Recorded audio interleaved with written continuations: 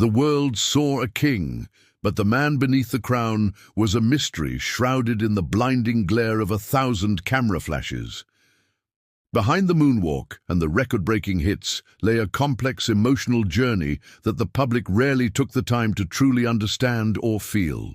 Before he was an icon, he was a little boy in Gary, Indiana, whose childhood was traded for a microphone and a relentless rehearsal schedule. While other children played outside, Michael was under the stern watch of his father, Joseph, learning that love was often tied to perfection. He would look through the windows at the neighborhood kids, yearning for a normalcy that his extraordinary talent would never allow him to keep. The transition to solo stardom was explosive. Stadiums filled with screaming fans, yet the roar of the crowd often masked a growing inner silence. Backstage, the adrenaline would fade into exhaustion.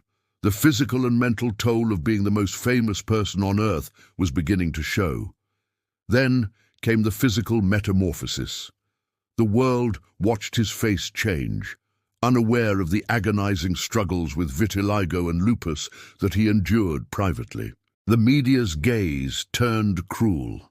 Every change was mocked, every struggle sensationalized, transforming his medical pain into a public spectacle for the masses.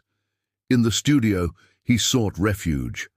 Michael was a perfectionist who wouldn't stop until every note of Thriller and Bad was flawless and groundbreaking. He would rehearse until he collapsed from fatigue, sleeping on the studio floor just to be near the music that gave his life meaning.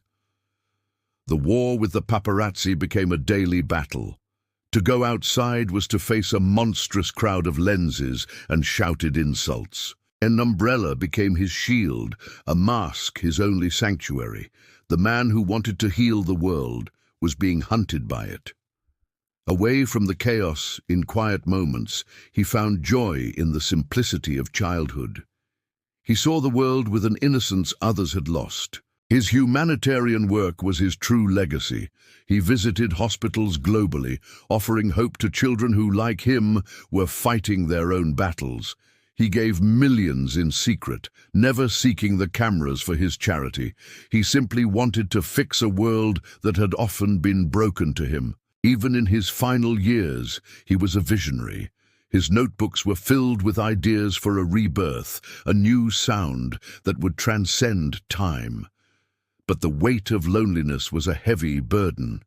In the vast halls of his home, the silence was often louder than the music. He would sit alone with old photographs, remembering the boy from Gary and wondering if the world would ever see the human behind the star.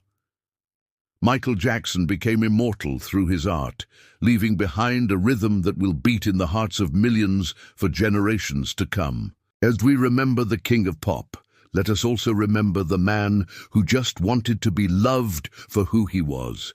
What is your story?